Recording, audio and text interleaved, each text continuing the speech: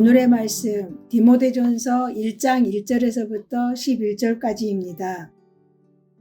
우리 구주 하나님과 우리 소망이신 그리스도 예수의 명령을 따라 그리스도 예수의 사도된 바울은 믿음 안에서 참 아들된 디모데에게 편지하노니 하나님 아버지와 그리스도 예수 우리 주께로부터 은혜와 긍휼과 평강이 내게 있을지어다. 내가 마게도냐로 갈 때에 너를 권하여 에베소에 머물러 한 것은 어떤 사람들을 명하여 다른 교훈을 가르치지 말며 신하와 끝없는 족보에 찬념지 말게 하려 함이라.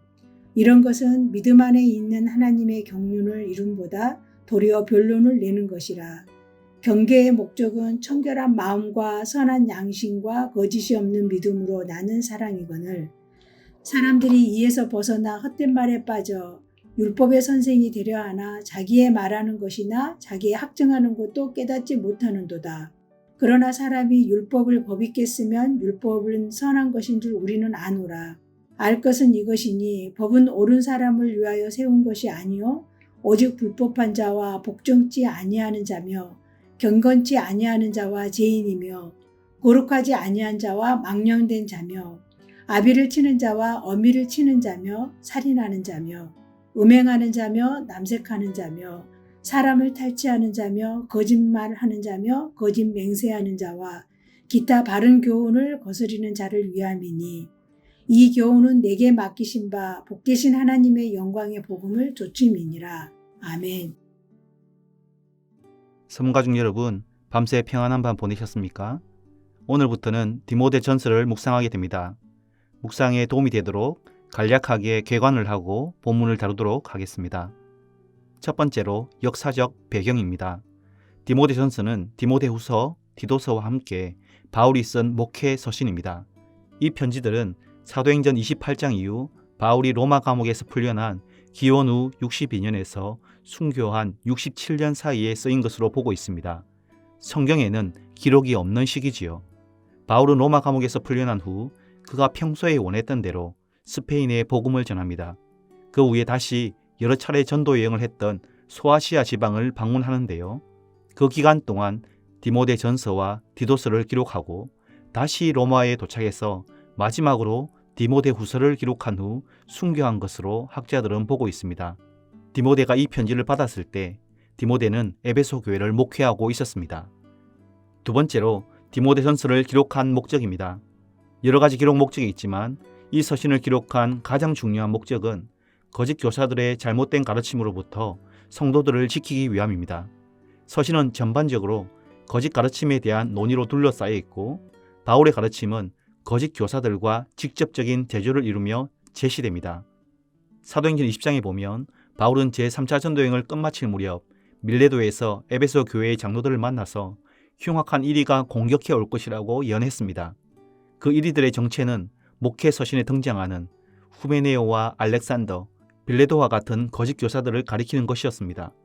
에베소 교회가 이러한 위기에 처하자 바울은 에베소 교회를 다시 방문하여 디모데를 그곳에 남겨두어 성도들을 거짓된 가르침으로부터 보호하고 경건한 삶을 살도록 목회하게 했습니다. 오늘 본문의 일부인 1장 3절부터 11절은 디모데를 에베소에 남겨둔 이유를 설명하는데 이 서신의 목적을 요약한 것이라고 할 수 있습니다. 세 번째로 이 편지의 수신자 디모데입니다. 우리에게 익숙한 성경 인물인데요. 디모데는 바울이 믿음으로 낳은 아들이라고 할 정도로 바울의 신실한 동력자이자 계승자였습니다. 그는 헬라인 아버지와 유대인 어머니 사이에 태어났으며 어릴 때부터 외조모 로이스와 어머니 유니게로부터 믿음을 물려받았죠. 디모데는 루스드라 출신으로 바울의 1차 전도 여행 때 복음을 들었던 것으로 추정됩니다. 2차 전도 여행 때 다시 그 지방을 방문했을 때 디모데의 신앙은 많은 사람으로부터 칭찬을 받을 정도로 놀랍게 성장해 있었습니다. 바울은 자신을 버리고 떠난 마가 대신에 디모데를 데리고 선교 여행을 떠나게 됩니다. 2차 사역 중간에 선교팀에 승선하여 3차 전도 여행 이후 바울이 예루살렘에서 체포될 때까지 함께합니다. 바울이 로마로 호송될 때는 디모데가 동행한 것 같지 않지만 나중에 다시 로마를 방문해서 옥중에 있는 바울에게 수종을 들었습니다. 디모데는 바울이 로마 감옥에서 풀려난 후 순교하기까지 약 5년 동안 에베소 교회를 돌보았다고 합니다. 전승에 따르면 디모데는 96년 이전 도미티안 황제 때 순교당한 것으로 전해집니다. 이상이 간단한 개관이고 이제 본문을 살펴보겠습니다. 오늘 본문은 간단한 문안인사와 서신을 기록한 제일 중요한 목적으로 구성되어 있습니다. 먼저 1절과 2절에서 여느 서신들처럼 문안인사로 편지를 시작합니다.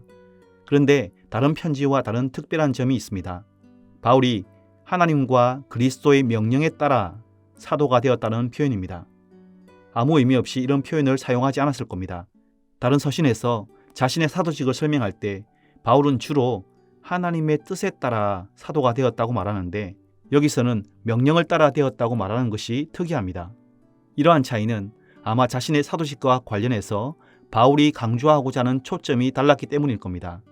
하나님의 뜻에 따라 사도가 되었다는 건 자신의 사도됨의 기원이 하나님께 있다고 말하는 것인데 이것은 자신의 사도적 권위를 강조하는 것입니다. 사도직에 대한 도전이 있을 때 이런 표현을 써서 자신의 사도직의 정당성을 주장했죠. 하지만 하나님과 예수님의 명령을 따라 사도가 되었다는 것은 사도로서 자신에게 주어진 의무와 사명감에 대해 강조하는 표현인 겁니다. 그가 편지 도입부에서 어감이 미묘하게 다른 이 같은 표현을 사용한 것은 에베소 교회를 힘들고 어렵게 목회하고 있었던 디모데 역시 자신과 같은 마음으로 사역하기 원했기 때문일 겁니다. 이어서 3절부터 11절에 이 편지를 쓴 중요한 이유를 설명하고 있습니다. 앞에서 언급했듯이 바울은 로마 감옥에서 풀려난 후 약 5년간 다시 선교 활동을 펼칩니다. 먼저 스페인에 가서 복음을 전했고 그 후에 다시 소아시아에 들러 과거에 사역했던 교회들을 순방하며 돌아봤는데요. 이 여행에서 바울과 동행했던 사람이 디모데와 디도였습니다. 바울은 거짓 교사들에 의해 문제가 발생한 에베소 교회와 그리데 교회의 가장 신실한 동력자인 디모데와 디도를 각각 남겨두어서 거짓 교사들의 문제를 해결하고 교회를 바로 세우도록 한 것이지요. 본문을 통해 이들 거짓 교사들의 정체와 가르침은 어느 정도 추측해 볼 수 있습니다. 첫째, 그들은 다른 교훈을 가르쳤습니다. 학자들도 정확히 다른 교훈이 뭔지 설명하지는 못하지만 분명한 건 11절에 언급된 것처럼 바울이 전한 영광스러운 복음과 일치하지 않으며 오히려 방해물이 되는 것임에 분명합니다. 4절에 그들이 가르친 다른 복음은 신화와 끝없는 족보에 몰두하게 하는 것이라고 말합니다. 신화는 신약에서 단 5번만 언급되는데요. 이 단어는 고대 그리스 로마 신화와 같은 신들에 관한 이야기를 가리키는 것이 아니라 공상적이고 기만적인 신년 체계를 묘사하는 부정적인 단어입니다. 넓은 의미에서 사도들이 가르친 복음과는 대조되는 허구적인 가르침을 신화라고 볼 수 있습니다. 족보는 신약에 2번만 언급되는데요. 족보는 말 그대로 조상들의 이름을 나열한 목록입니다. 이 단어 역시 뜻을 정확히는 알 수 없지만 거짓 교사들이 모세오경을 오용하고 있었던 어떤 방식을 가리키는 것 같습니다. 창세기와 구약의 족보에 관한 우화적이고 사변적인 주석이 당대 유대인들에게 유행했다고 하는데요. 아마도 거짓 교사들은 구약의 율법이나 창조 이야기들을 당시 헬라적인 관점에서 해석해서 이상한 교리로 바꾸어 놓았던 것 같습니다. 이처럼 신화와 족보에 몰두하게 만드는 거짓 교사들의 다른 가르침이 구체적으로 어떤 것인지 알 수 없지만 그들의 가르침이 발생시킨 결과만은 분명합니다.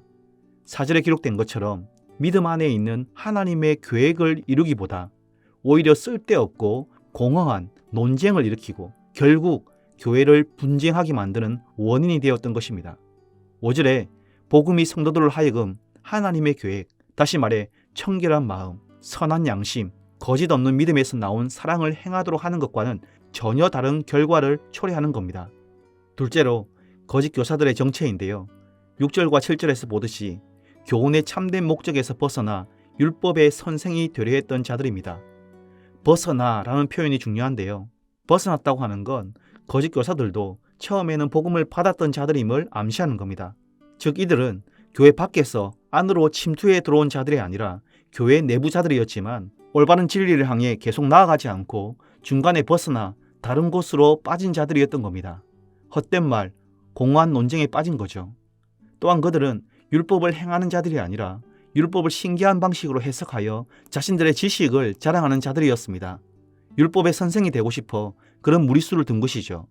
하지만 그들의 해석이 아무리 신기하고 색다른 것이라고 하더라도 복음의 참된 진리에 부합하지 않았습니다. 더 큰 문제는 7절의 말씀처럼 자신들이 무엇을 말하고 있는지 또는 무엇을 주장하고 있는지도 알지 못한다는 겁니다.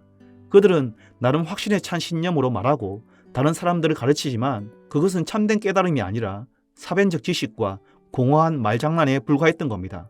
바울은 8절부터 11절까지 율법의 올바른 사용에 관해 설명하면서 율법이 제정된 목적과는 배치되는 15가지 죄의 목록에 관해 소개하는데요. 맨 마지막에 바른 교훈을 거스르는 자들을 위함이란 항목을 언급합니다. 무슨 뜻입니까? 율법의 선생이 되려고 하는 그들이 실상 율법을 오용하고 바른 교훈을 거스르는 죄를 지속하고 있다고 정죄하는 것입니다. 성도 여러분, 오늘 본문에서 우리가 가장 주목해야 할 부분은 바른 교훈에 따른 행동과 다른 교훈에 따른 행동의 차이입니다. 바른 교훈은 성도들로 하여금 사랑을 행하도록 합니다. 청결한 마음과 선한 양심, 그리고 거짓 없는 믿음에서 나오는 사랑의 행위, 이것이 바로 복음을 이 땅에 전하신 하나님의 뜻입니다. 하지만 복음과 일치하지 않는 다른 교훈의 특징은 이런 하나님의 계획과는 전혀 상관없는 행동을 하게 만듭니다. 우리의 신앙에 전혀 도움이 되지 않는 공허하고 사변적인 논쟁을 일삼게 한다는 것입니다. 형제자매 여러분, 복음은 사변적인 논쟁을 위한 것이 아니라 하나님의 백성과 교회 공동체 안에 하나님의 뜻을 성취하기 위함입니다. 성경 말씀에 대한 진지한 탐구가 필요하지요. 하지만 진지하고 진실한 말씀 탐구는 결코 우리를 헛된 말노름이란 샛길로 빠지게 하지 않고 더욱 진실한 믿음과 사랑을 실천하는 성도가 되게 만들 것입니다. 또 한 가지, 거짓 교사들이 외부에서 온 이단들이 아니라 내부적으로 복음에서 벗어난 자들이었다는 사실을 우리는 반드시 기억해야 됩니다. 복음을 제대로 붙들지 않는다면 우리 역시 진리에서 벗어날 수 있음을 기억하고 헛된 논쟁이나 영양가 없는 색다른 진리를 찾으려 하지 말아야겠습니다. 대신에 하나님의 선하신 뜻이 우리 안에 이루어지도록 성경의 바른 교훈을 꼭 붙들고 살아가시는 모든 서문 가족들 되시길 주님의 이름으로 축복합니다. 들으신 말씀과 교회를 기억하며 함께 기도하겠습니다. 먼저 바른 교훈을 열심히 배우고 올바른 진리를 따라 청결한 마음과 선한 양심, 거짓 없는 믿음으로 사랑하게 하소서. 이렇게 기도합시다. 교회를 위해 기도하실 때에 2022년 선교축제주일과 전야제가 하나님의 은혜와 성도들의 많은 관심 속에 진행되게 하소서. 이 두 가지 제목으로 기도하시고 개인적인 기도 제목으로 기도하시겠습니다.